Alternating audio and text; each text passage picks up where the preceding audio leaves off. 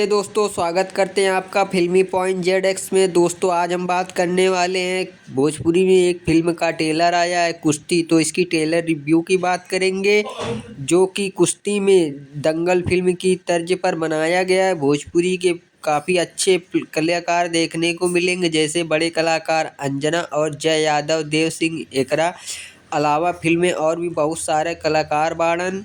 और ये फिल्म एक बाप के सपना रहा कि वो कुश्ती में विजेता बन के देश का नाम रोशन करे और अपना सपना उना पूरा कर सकेला, जकरा कारण उनकर बेटी उनकर सपना पूरा करेलिन।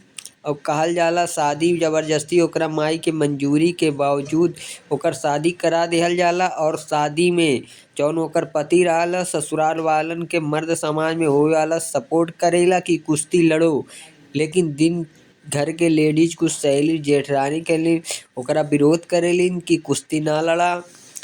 ओकरा सब खातिर साजिश रचेला कि कुश्ती ने लड़े। भोजपुरी ट्रेलर में खास बात, काफ़ी अच्छा ट्रेलर को दिखाया गया है और ससुर भी मान जाती है, ननद भी, सब लोग काफ़ी अच्छा दिखाया गया है।